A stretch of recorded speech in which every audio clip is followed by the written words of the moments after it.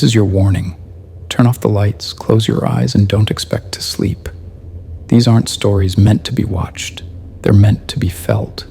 This is over 30 minutes of raw, real, first-person horror, designed for the black screen.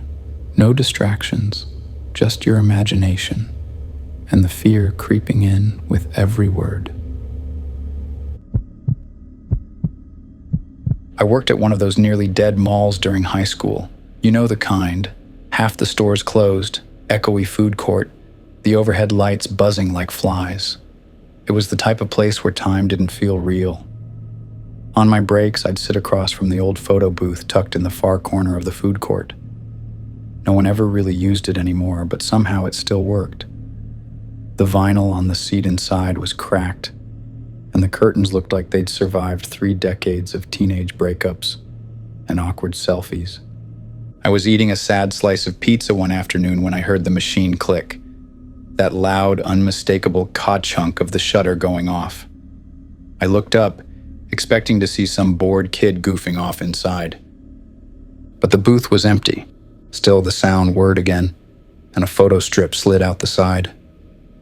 Curious, I walked over and picked it up. 4 frames. The first 3 were pitch black, but the last frame had a face in it. Just the lower half, pale chin, neck, and the start of a nose. No mouth, no expression, just a blur of skin and the edge of shadow. I figured it was a glitch, maybe some weird lighting or damage to the lens. Still, I tossed it in my bag to show my manager later. 2 days passed. Then it happened again. Same sound, same empty booth. Another photo strip. 3 blank frames. 1 frame with more of that face. This time, both eyes visible. Still no mouth. Still no one around. I handed it to my manager. He laughed nervously, then told me to unplug the machine just in case it was shorting out. So I did. Pulled the plug clean from the wall and taped a piece of paper over the coin slot that said out of order. The next morning, it was plugged back in. The paper was gone. And sitting in the tray was a new strip. 4 frames. All of them showed the same face, finally whole, dead center, perfectly focused. Still no mouth. Just blank eyes staring straight at the camera. I didn't stay much longer after that. I told myself I was being dramatic, but I couldn't shake the feeling that someone had been watching me long before I noticed the photos. It's been years since I left that job. The mall closed down last fall, but every now and then, usually in the dark, quiet hours before dawn, I swear I hear that old shutter click somewhere behind me, and I never check to see if I'm alone. I was broke and desperate when I found the listing. Need help deep cleaning rental home, $200 cash, 4 hours max. It was on Craigslist under the odd job section. No company name, no background check, just a phone number and an address. I hesitated for maybe 5 minutes before texting. A man responded almost immediately. Said his name was Mark. Said the house was in transition between tenants, and he just needed help getting it ready for the next person. He told me the front door would be unlocked and to let myself in around noon. Said he'd be out running errands, but would leave cash in an envelope on the kitchen counter. Looking back, there were at least 4 red flags in that one conversation alone. But when you're behind on rent and trying to decide between groceries or gas, your gut doesn't matter as much as your bank account. So I went. The house was in a rough part of town, not abandoned, but neglected. Weeds overgrown, mailbox stuffed, the kind of place where you'd expect squatters more than tenants. The door was exactly as promised, unlocked, creaky, and a little swollen from rain. I stepped inside and immediately felt uneasy. The air was stale, like it hadn't been touched in months. No furniture, no rugs, just walls, stained carpet, and a deep, musty silence. But what really got me was the mattresses. There were mattresses in every room, some propped up against walls, others just laid out on the floor. Twin-sized, queen-sized old ones with yellowing corners and tears in the fabric. Some were scribbled on with black Sharpie. Names, just first names, in sloppy handwriting. Jessica, Marcus, Lila. One even had a date, June 2nd, 2017. I walked from room to room trying to make sense of it.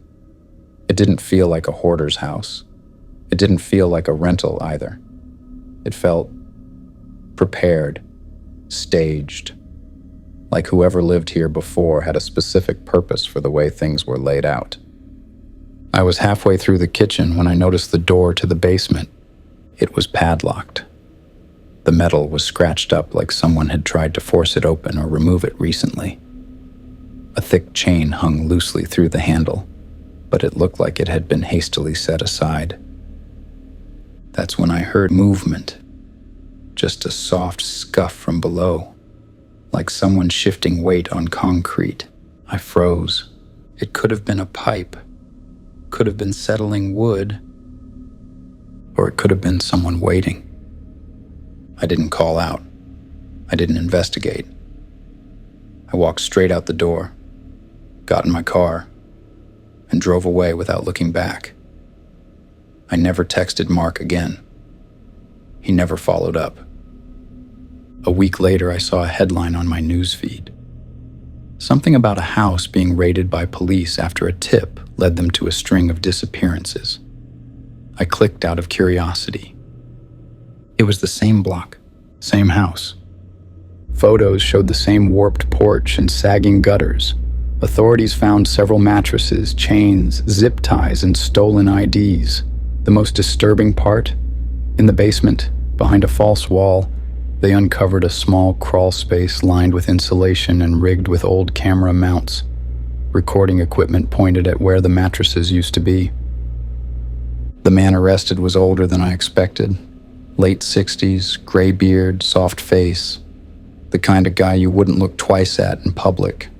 No mention of the Craigslist ad. No mention of a girl who almost cleaned it. I never told anyone I was there. But some nights, I wonder what would have happened if I'd knocked on that basement door. Or worse, if I'd stayed long enough for him to come home. A friend of mine invited me to a secret performance one night. That's how he worded it, like some kind of underground show happening off the books. He said it was experimental theater, small group, and way more interesting than anything on Netflix. Normally I'd have passed, but he had a knack for weird art stuff that actually turned out decent. I figured, why not? The show was being held in the basement of a church, one of those old stone buildings that looked half abandoned during the day and completely haunted at night. I got there around 7:30, walked through a narrow hallway lined with flickering fluorescent lights, and down a set of creaky stairs to a set of double doors with rehearsal taped on them in red block letters. Inside was a small room with a low stage and exactly one chair facing it. One. No rows, no second seat. Just a lone metal folding chair in the middle of the room. I waited for more people to come in, but no one else did. A guy with slicked back hair wearing a headset motioned for me to sit. He didn't say a word, so I sat. The lights dimmed. 3 actors came on stage, 2 men and a woman. No music, no sound effects, no microphones, just silence and dialogue. The play was about a family who lures people into their home and keeps them there. Not with force, just with manipulation, guilt, and twisted rules. There were long, dragging scenes of whispered arguments, drawn-out meals, and fake kindness that slowly turned into threats. The acting was disturbingly good. Too good. Every movement felt deliberate, every glance too long. At one point, one of the actors looked directly at me and said, "You're doing great. Just keep sitting still." I didn't know if it was part of the show or not. I half smiled, unsure whether to respond. The play went on. At the end, there was no curtain call. The lights cut. Silence. I waited for someone to come back out. Nothing. No applause. No announcements. Just me and an empty stage. I stood up and slowly walked toward the back, assuming maybe it was over and I'd missed the cue to leave. There were no other audience members, no staff, no sign of anyone. When I opened the door labeled exit, I didn't find the stairs. I found a narrow hallway lit by a single overhead bulb. The walls were lined with taped-up photographs, maybe 30 of them. They were all of people sitting alone in the exact same chair I'd just been in. Different people, different clothes, but all looking straight ahead with the same expression. Dead calm, frozen. Some of the photos were older, worn and faded. One had a date written on it, 1996. I was creeped out, but curious. I took out my phone and snapped a quick picture. The flash hadn't even finished before someone grabbed my shoulder. It was a man in a navy jacket with security embroidered across the chest. He didn't yell, but his voice was low and urgent. "No pictures, please," he said. I stammered out something about not knowing, that I thought it was part of the exhibit. He reached for my phone and said, "Please delete it from your gallery and your recently deleted folder." I was too shaken to argue. I deleted it right there in front of him. He watched the entire time. Then, without another word, he led me down a different corridor, one I hadn't seen before, that wound around a boiler room, through a maintenance door, and spat me out in a side alley. The entire walk was silent. No explanation, no signs.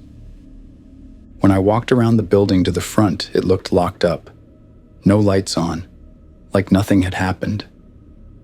The next morning, I went back. An older woman answered the door.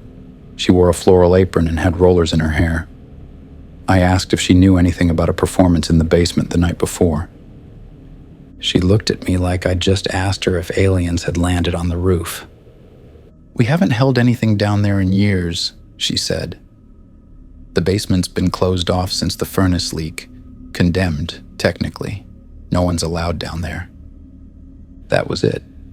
Later that afternoon, my friend finally returned my call. They didn't ask how it went. Just said, "You made it?" I told them everything. The play, the hallway, the pictures, the security guard. Their only response was, "That's weird." That was the last time we spoke about it. I didn't press. To this day, I'm not sure what that performance really was. An elaborate prank, some immersive art experiment, or something else entirely. I just know it didn't feel like theater. It felt like I'd been watched, studied. And I can't stop wondering if there's a photo of me taped to that wall now too, locked in a hallway I'll never be able to find again. I rented a room through a private Facebook group last year. The ad was simple. 1 bedroom available, quiet area, female tenants only, $550 a month. The photos showed a clean, lived-in home, hardwood floors, a little garden, a narrow hallway with a blue runner rug. It looked safe, ordinary, and that's all I wanted. The woman who owned the house messaged me the same day I applied. Her name was Carla. She seemed polite, a little formal, and responded with things like, "Sure, that would be acceptable," instead of just, "Yes." We FaceTimed once. She showed me the room, small but tidy, and explained that she worked nights, so she'd mostly keep to herself. She said she expected the house to be quiet, and she didn't allow guests over. At the time, it didn't strike me as odd. I was just relieved it wasn't a scam. I moved in that weekend. The first few days were smooth. Carla was quiet, Like she said, her bedroom door stayed closed, and I rarely heard anything coming from her side of the house. We didn't eat together, didn't talk much, just crossed paths in the kitchen a couple of times. She always smiled, but never really looked me in the eye. I started noticing things about a week in. She never used the bathroom. I mean, never. We shared it, and I kept it pretty clean. But I never saw a toothbrush, a hairbrush, makeup, nothing. No towels were ever wet. No signs anyone but me had been in there. Then there were the dishes. I'd come home from class to find the kitchen spotless, but the same 3 utensils would always be drying on the rack: a knife, a fork, and a spoon. No plate, no cup. Just those 3 pieces, sitting there like a ritual. More than anything, I started to get the feeling that the house didn't really belong to me. Not even the part I was renting. It felt like I was staying somewhere I wasn't meant to be. I couldn't explain it, but the air always felt a little too still, like everything had been set just so before I arrived, like someone was watching to see what I'd touch. That's when I started locking my door at night. At first, it was just to feel safe, but then I began to notice, when I woke up each morning, that the door was no longer locked. The first time it happened, I blamed myself. Maybe I forgot. I'd been tired, distracted, who knows? But then it happened again and again. I began double-checking, even pushing a chair in front of it, lightly, so it would scrape if moved. Every morning the chair was back where it started, the lock undone. One night, I decided to stay awake. I left my bedroom lamp on, got into bed, and pretended to sleep. Phone in my hand, screen dimmed, camera recording. At 2:37 a.m., the doorknob turned. Slowly, the door creaked open maybe 6 inches. A silhouette stood in the doorway. No movement, no breathing, just standing there. After about a minute, it backed out and gently shut the door. I didn't sleep the rest of the night. The next morning, I packed a bag and waited until Carla left for work. Then I checked her room. The door was unlocked. Inside, there was nothing. No dresser, no personal belongings, just a stained mattress on the floor.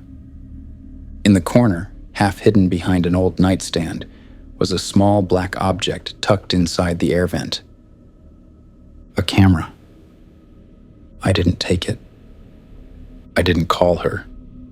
I didn't even ask for my deposit back. I walked out and never went back. I reported the incident to the Facebook group admin, who removed her listing.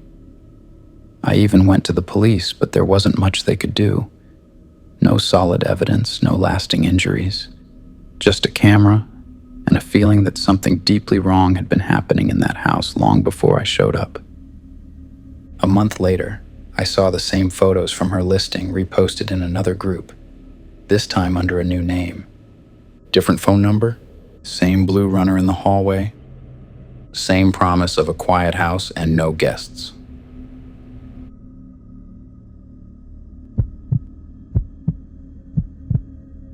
It was a little after 11 p.m. when the power went out. Not just my apartment, the whole block.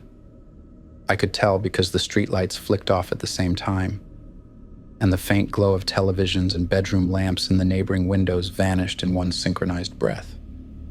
I live in a residential area on the edge of the city. Not dangerous, but not entirely safe either. A couple break-ins in recent years. Car theft here and there. Nothing ever happened to me, though, and I was usually too tired after work to let it bother me. But that night, something felt off. I was in the kitchen when it happened, warming up leftovers. The microwave shut down mid-cycle, followed by a sudden thick silence. No fridge hum, no low buzz from electronics. Just darkness. I stood there for a moment thinking maybe it had come back on in a minute. It didn't. I lit 2 candles, one for the kitchen and one for the living room. My phone was at 23%, and the flashlight on it was the cheap kind that overheated fast. I made a mental note to buy batteries for the actual flashlight I never used. About 20 minutes in, I started to get that feeling you can't quite describe. Like the air shifted, or like someone was standing behind you, but you're too afraid to turn around and confirm it. It was quiet, sure, but not calm, like the night was holding its breath. Then I heard it. 3 soft knocks. At the back door. I live alone. The back entrance is behind the kitchen, facing the alley.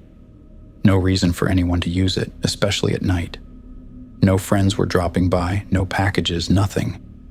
I froze, waited. Nothing. Then it happened again. Slower this time. Not aggressive, just intentional. Like whoever was knocking knew I was inside and was waiting for me to respond. I crept toward the door as quietly as I could and peered through the small window at the top.